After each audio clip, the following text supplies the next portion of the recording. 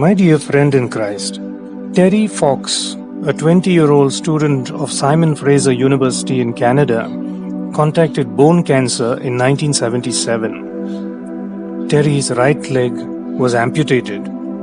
Hearing of his sinking spirits and miserable condition, Terry's former basketball coach sent in an article to a popular newspaper on an amputee who ran in the New York Marathon. Inspired by the story, Terry, with one leg, challenged himself to take part in a 5,000-mile marathon from Newfoundland to British Columbia in Canada. But before he took the challenge, he announced requests for sponsorship to raise donations for cancer research in the interest of thousands of suffering cancer patients. My dear friend in Christ, for 18 months he practiced the run with one leg, doing the donation drive. On April 12, 1980, when he was about to embark on the marathon, he already had pledges of over $1 million as donations. After 3,000 miles of running for 114 days, Terry collapsed during the marathon with cancer spreading to his lungs. With news of his hospitalization spreading all over the world, over $24 million poured in for his treatment and for his cancer research drive. Sadly, Terry later died.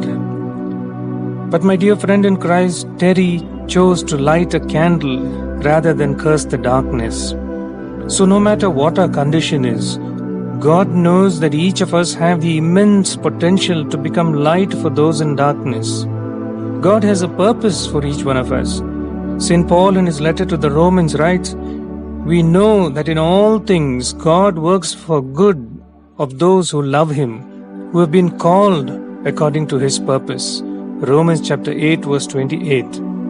So when troubles surround us and the darkness seems to engulf us, we can still light a candle that will bring light into the lives of others. God can turn the most difficult moments in our lives into a blessing for others if we choose to offer our sufferings to Him instead of cursing our condition.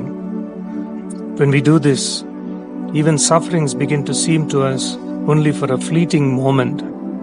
Terry Fox began to experience this when donations kept pouring in for cancer research. He could see a rainbow of hope for millions of cancer patients amidst the stormy cloud of his own life. My dear friend in Christ, we can draw strength from what Lebanese artist Khalil Gibran, poet and writer, once said, "Out of suffering have emerged the strongest souls, the most massive characters are scarred with scars." So my dear friend in Christ, when you are breaking up, remember this: rain comes from broken clouds, grain from broken ground, and bread from broken grain. May you have a good and godly day.